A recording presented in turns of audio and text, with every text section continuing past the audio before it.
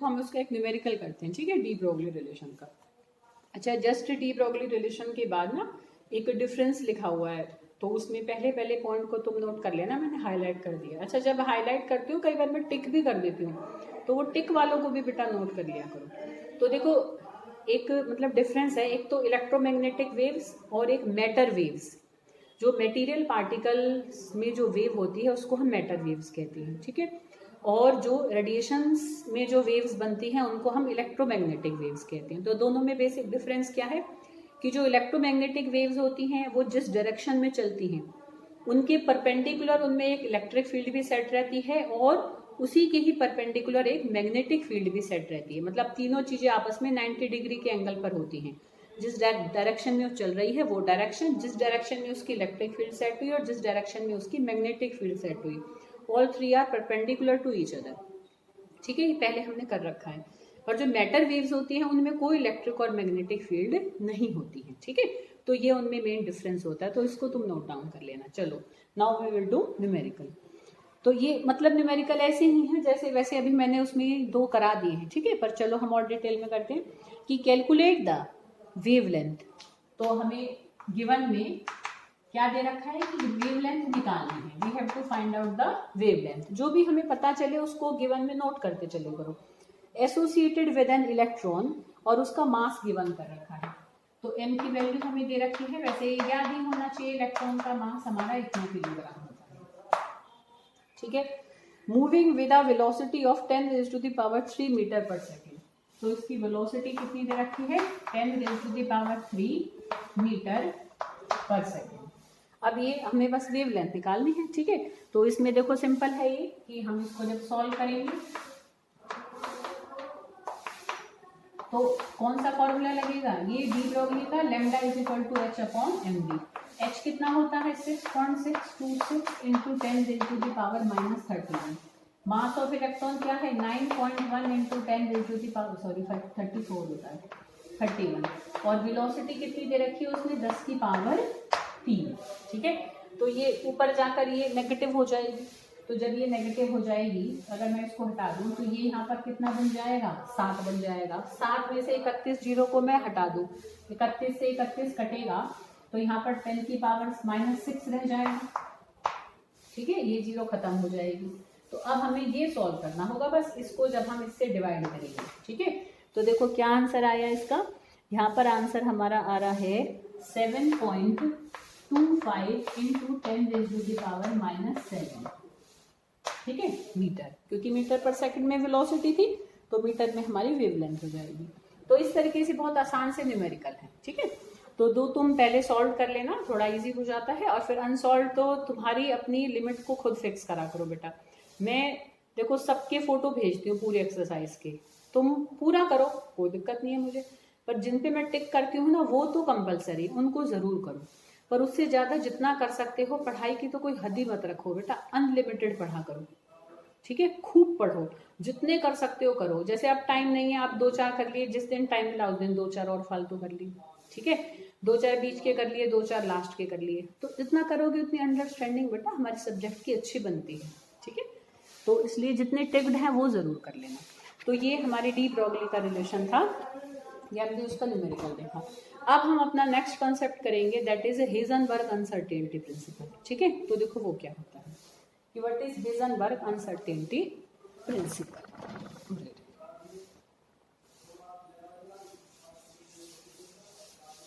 देखो ये क्या कहता है, ये भाई साहब ये कहते हैं हेजनबर्ग अनसर्टेनिटी। इन्हें याद भी कर लेते हो कि बस ऐसी कहानी चल रही है और पिक्चर चल रही है वीडियो में, लर्न भी किया करो बेटा। एटलीस्ट जो डेफिनेशंस हैं, डिफरेंसेस हैं, कुछ इंपॉर्टेंट पॉइंट्स हैं, ठीक है, you have to learn them. तो हेजनबर्ग अनसर्टेनिटी प्रिंसिपल,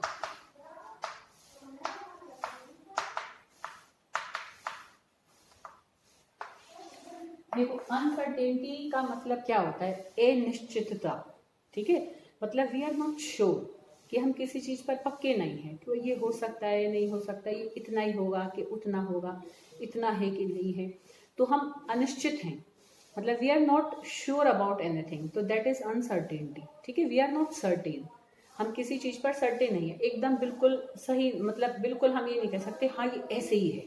जैसे ये दिख रहा है, हम कह रहे हैं हाँ वी आर वेरी श्योर कि दिस इज चौक, कि भाई ये चौक है, और हम समझ नहीं पा रहे हैं कि चौक है कि नहीं है, चौक है कि नहीं है, तो वो अनसर्टेनिटी है। ठीक है, तो जब हम श्योर हैं तो that is certain, and when we are not sure then it is uncertainty. ठीक है बेटा, चलो तो अब हम इसको समझेंगे। तो हीजनबर्ग ने ये कहा कि कोई भी मूविंग माइक्रोस्कोपिक ऑब्जेक्ट होता है, समझ रहे हो, मतलब कोई भी चल रहा है और हम उसको आंखों से नहीं देख सकते हैं, ठीक है, we can see only through microscope.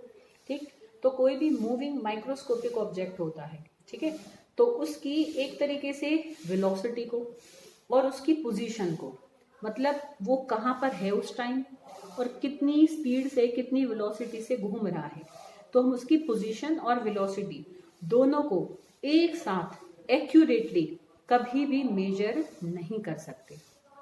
ये है हीजनबर्ग अनसर्टेनिटी प्रिंसिपल। आया कुछ एक बार में समझ में कि according to this principle the position and velocity of a moving microscopic object can't be measured simultaneously with absolute accuracy।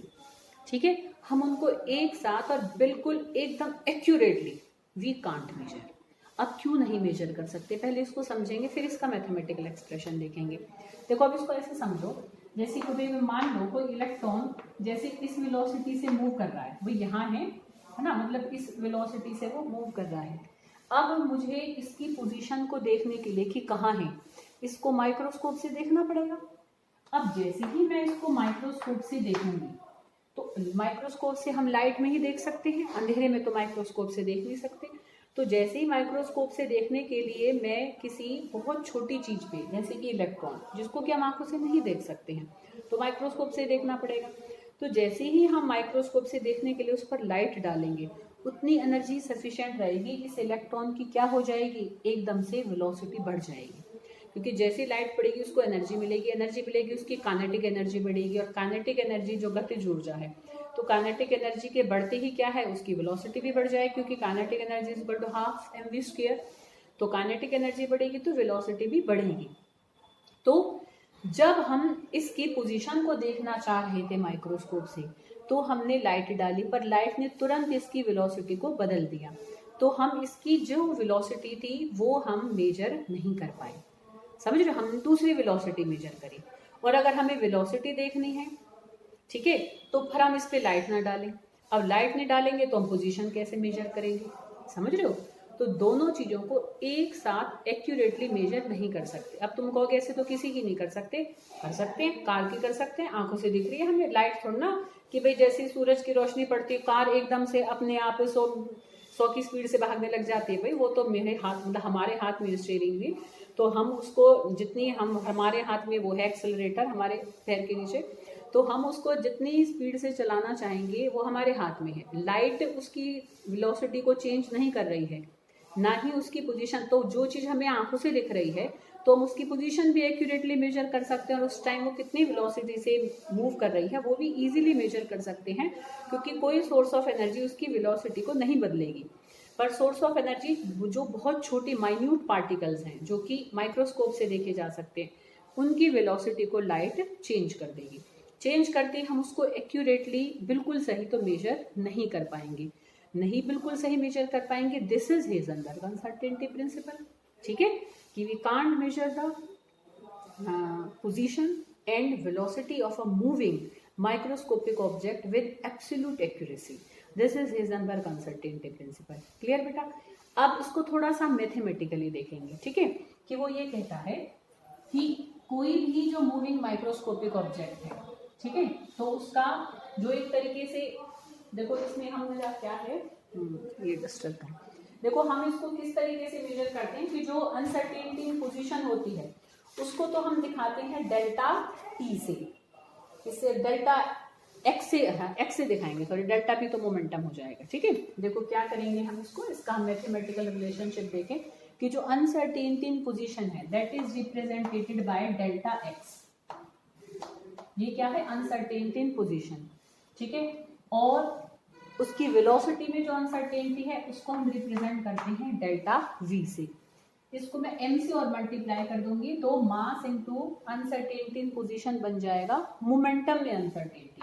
तो मैं ये भी लिख सकती हूँ और देखो हम ये भी लिख सकते हैं, तो मास इनटू वेलोसिटी क्या हो जाता है, मोमेंटम। तो अगर हमारे वेलोसिटी के लिए हम श्योर नहीं है तो we can't be sure about momentum also, क्योंकि मोमेंटम इज क्या है, product of mass into velocity.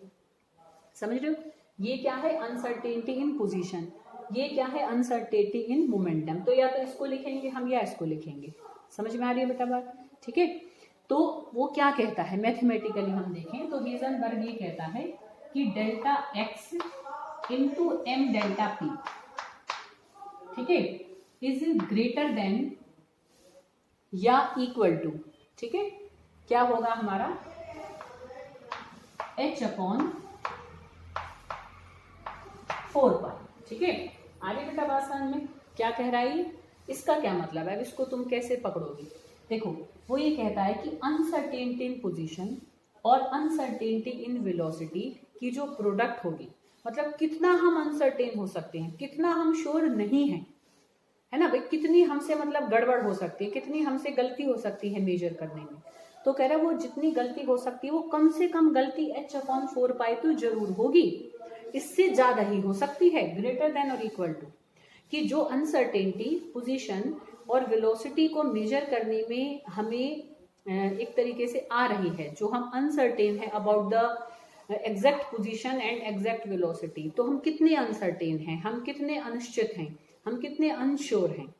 समझ रहे हो, तो वो जो अनसर्टेनिटी की वैल्यू है, वो जो कमी है, जो गलतियां हमसे हो रही है, वो h अपॉन 4 पाई के बराबर तो गलती होगी, मतलब इतना तो हम अनसर्टेन रहेंगे भाई, इतना तो भाई यहाँ है और हम उसको मतलब इतना h अपॉन 4 पाई के बराबर तो हम इधर या उधर उसको मेजर कर ही जाएंगे। इससे ज्यादा अनसर्टेन हो सकते हैं, इससे और ज्यादा गलती हो सकती है, कम से कम इतनी गलती तो इनको मेजर करने में हमसे होगी ही होगी, ठीक है। तो ये इसका मैथमेटिकल रिलेशनशिप है। तो इनकेस अगर कोई जैसे न्यूमेरिकल या कोई ऐसे हमारा कंसेप्ट आता है, मान लो हमें मैथमेटिकल करना दे रखे हैं वैसे इसकी न्यूमेरिकल, बट इतने मतलब उसमें मेंशन नहीं है, तो इसलिए कई बार हम नहीं भी कराते, पर एक करा भी दूंगी चलो, तो तब हम यहाँ पर इक्वल टू का साइन लगाते हैं, ठीक है।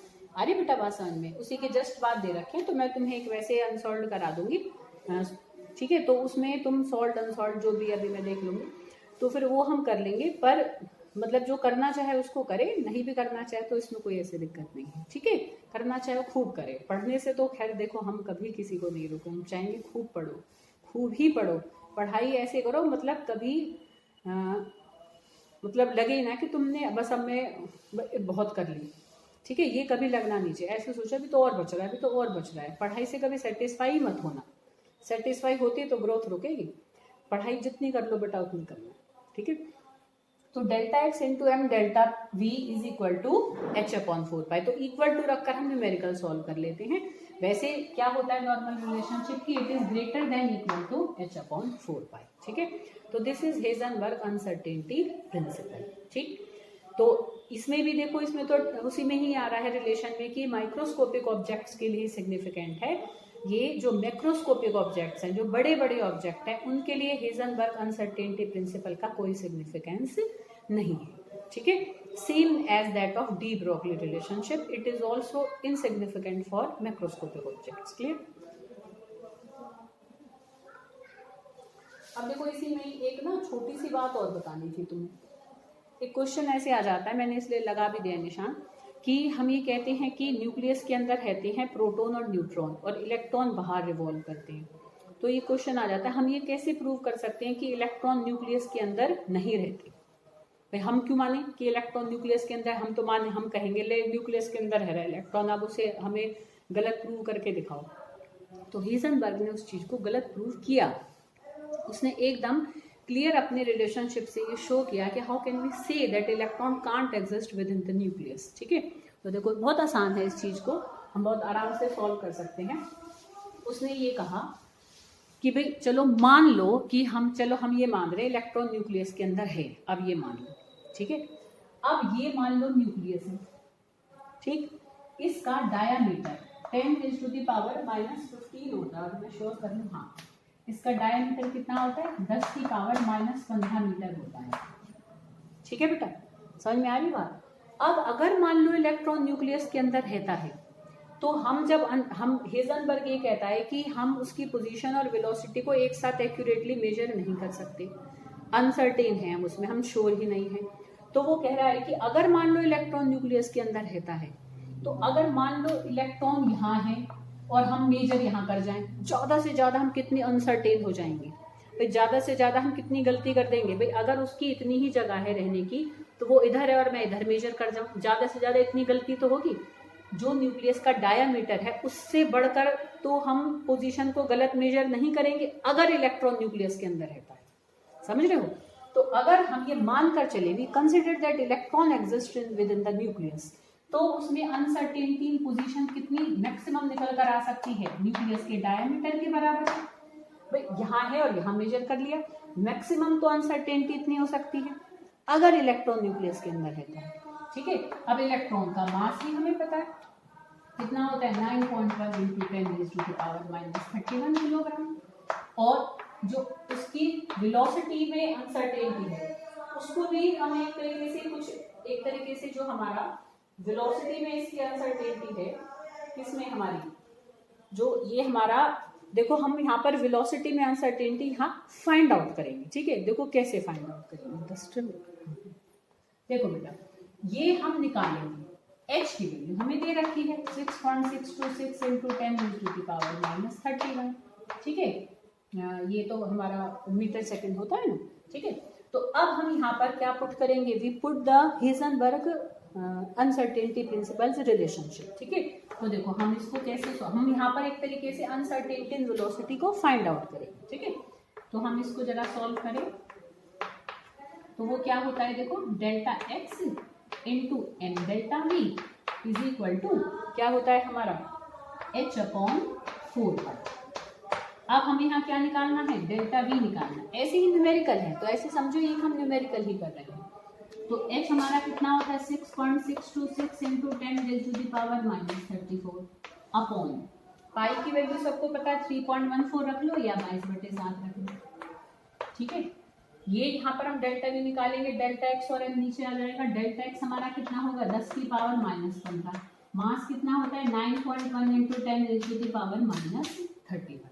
तो यहाँ से अब क्या निकल कर आएगी, डेल्टा वी निकल कर आएगी। और देखो ये सब सॉल्व करोगे ना तो वो निकल कर आएगा, वो ही देखो, हाँ ये वो निकल कर आएगा, देखो 5.77 × 10⁻10 मीटर/सेकेंड, ये निकल कर आता है अगर हम इलेक्ट्रॉन को न्यूक्लियस के अंदर मान के चलते हैं, ठीक है। तो उसमें मैक्सिमम अनसर्टेनिटी पोजीशन में न्यूक्लियस के डायमीटर के बराबर ही होगी, ठीक। मास हमें पता है, h हमें पता है, तो we can very easily find out its delta v. अब जो डेल्टा वी निकल कर आया, जो वेलोसिटी में अनसर्टेनिटी निकल कर आई, तुम देखो वो 5.77 × 10⁻10 निकल कर आई, जबकि लाइट की वेलोसिटी कितनी होती है, इतनी। और हम ये मान के चलते लाइट से ज्यादा तेज कोई नहीं चल सकता। तुम ये देखो कि कितनी जल्दी सूरज की रोशनी धरती तक पहुंच जाती है, तो मतलब nothing can travel faster than light. तो लाइट की वेलोसिटी से भी ज्यादा ये तो वेलोसिटी निकल कर आ गई। अब लाइट से ज्यादा वेलोसिटी तो किसी की हो ही नहीं सकती, पर यहाँ तो आ रही है, तो उसका मतलब हमने जो माना है वो ही गलत मान लिया। हमने क्या माना था कि इलेक्ट्रॉन न्यूक्लियस के अंदर होता है, तो इसका मतलब हमारा मानना गलत हुआ। तो इसका मतलब इलेक्ट्रॉन न्यूक्लियस के अंदर नहीं रहता है, तो कहाँ रहेगा, बाहर ही रहेगा। अब बाहर कैसे कैसे रहता है वो हमने बोहर में समझाया, और अब आगे हम क्वांटम मैकेनिकल मॉडल में समझेंगे, ठीक है। अब नेक्स्ट तुम्हें मैं बेटा वीडियो जहाँ तक है, या तो संडे नहीं तो ना फिर मैं मंडे को ही भेजूंगी, क्योंकि कल हमें कहीं जाना है, मैं स्कूल भी नहीं आऊँगी, ठीक है बेटा। और संडे को एंजॉय करना थोड़ा, ठीक। तो यहाँ तक बेटा सब अपना काम को अच्छे से कंप्लीट कर लेना, ठीक। रिटर्न वर्क है, न्यूमेरिकल्स हैं, लर्निंग वर्क है, ठीक बेटा। और क्विज है कल मैथ्स की, तो उसमें सब जरूर पार्टिसिपेट करना, ठीक है। ओके।